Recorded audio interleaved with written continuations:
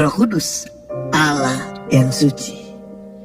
Dengan bertambahnya usia dan bertambahnya waktu, membuat dunia ini tambah problem, baik kualitas maupun kuantitasnya, sehingga menyebabkan orang apatis dan pesimis terhadap kehidupan ini. Angka pengangguran meningkat, ekonomi makin sulit, bahkan angka kematian COVID-19 tidak bisa dibendung. Namun yang luar biasa, Tuhan tidak tinggal diam. Yesus berjanji, ketika aku naik ke surga, aku akan memberikan Roh Kudus untuk tinggal di dalam kamu. Ada 3 karya Roh Kudus yang saya mau sharingkan pada kita semua dalam hari-hari yang kita lewati. Yang pertama, Roh Kudus menemani kita dalam menjalani hidup ini. Yohanes 14 ayat yang ke-16. Aku akan meminta kepada Bapa bahwa Ia akan memberikan kepadamu seorang penolong yang lain, yaitu Roh Kudus, supaya Ia menyertai kamu selama-lamanya. Wow, Tuhan berjanji bahwa Dia akan menemani kita. Dia akan bekerja di balik layar dalam hari-hari kita, sehingga kita nggak perlu takut dan khawatir. Dia menjadi best friend kita. Coba teman mana yang siap menyertai dan melayani kita 24 jam 7 hari? Dialah Roh Kudus. Dia akan menemani kau di saat kau sendiri. Dia akan memberikan kekuatan di saat kau lemah. Dia memberikan kesembuhan di saat kau sakit. Dia memberikan jalan keluar di saat engkau sedang dalam keadaan kebimbangan. Dia berikan mujizat saat engkau sedang ada dalam jalan buntu. Dia Tuhan yang bersama dengan kita. Roma 8 ayat 31. Jika Allah bersama dengan kita, siapakah yang dapat melawan kita? Problemkah? Sakit penyakit kita? Masalahkah? Hutang kita kah? Semuanya Dia sanggup untuk atasi. Dia ada di balik layar semua kehidupan kita. Panggillah Dia. Dia ada di dalam diri kita. 1 Korintus pasal 3, 16. Tidak tahukah kamu bahwa tubuhmu adalah bait Allah, di mana Roh Allah tinggal di dalam kamu? Panggil Dia. Undang Dia. Saat ini Dia ada di dalam hatimu. Hadirat Dia sedang ada di tempat kau berada. Yang kedua, karya Roh Kudus mengubahkan kehidupan kita. Tuhan Yesus pernah berkata kepada murid-murid-Nya, Yohanes 16 ayat 7. Namun benar yang kukatakan ini, jika aku pergi, adalah berguna bagimu jika aku pergi. Sebab kalau aku tidak pergi, maka Roh Penghibur, Roh Kudus tidak akan ada dalam kau. Dan yang menarik, ketika murid-murid bersama-sama dengan Yesus, kehidupan mereka gak banyak berubah. Petrus masih menyangkal Yesus.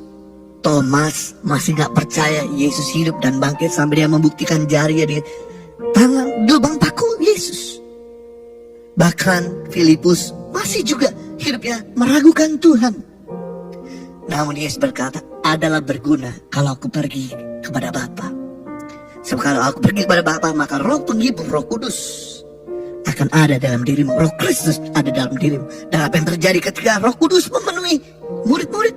Maka Petrus yang pengecut berubah jadi Petrus yang pemberani. Thomas yang tidak percaya jadi Thomas yang percaya. Filipus yang kikir menjadi Filipus yang murah hati. Kehidupan rasul-rasul berubah ketika Roh Kudus ada di dalam mereka. Mungkin kau berkata, sepertinya aku susah sekali berubah. Mari undang Dia, panggil Dia, hidup di dalam Dia, maka Dia akan memampukan mengubahkan kehidupan kamu. Mungkin kau berkata, suamiku sulit berubah, anakku sulit berubah, istriku sulit berubah, pemimpinku sulit berubah, musuhku sulit berubah. Ada Roh Allah mengubah hidupmu dan mengubah mereka. Tuhan tidak tinggal diam. Itu sebabnya jangan pernah menghakimi orang. Karena ketika Tuhan ada dalam diri mereka, Tuhan sanggup untuk mengubahkan.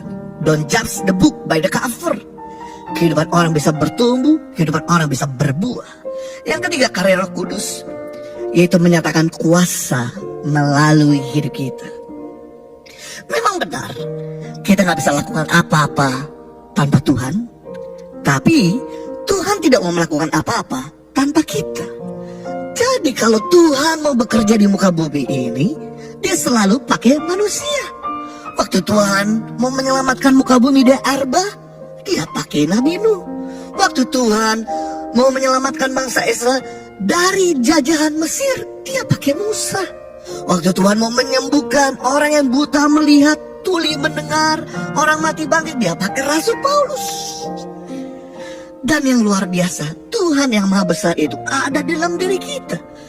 Kisah Rasul 1 ayat 8, tetapi kamu akan menerima kuasa kalau Roh Kudus turun ke atas kamu, dan kamu akan menjadi saksiku. Roh Tuhan ada dalam dirimu, maka dia akan memberikan kuasa. Kata kuasa dalam bahasa asli dinamit, ledakan. Berarti yang luar biasa ketika Tuhan ada dalam diri kita, bukan cuma Tuhan memberikan kuasa dalam diri kita, tapi Tuhan akan pakai kita untuk menyatakan kuasa bagi hidup orang lain. Tuhan mau pakai kita ketika kita punya Roh Kudus. Saya teringat dengan Petrus dan Yohanes jam 3 sore waktu dia pergi ke Bait Allah. Dia berjumpa dengan orang yang lumpuh sejak lahir. Orang lumpuh ini, pengemis ini meminta sedekah. Tapi Petrus dan Yohanes berkata, emas dan perak tidak ada padaku, tapi apa yang aku punya yaitu Roh Kudus, kuasa Tuhan. Bangkitlah dan berjalanlah. Maka orang yang tidak pernah berjalan seumur hidupnya, dia berjalan untuk pertama kali.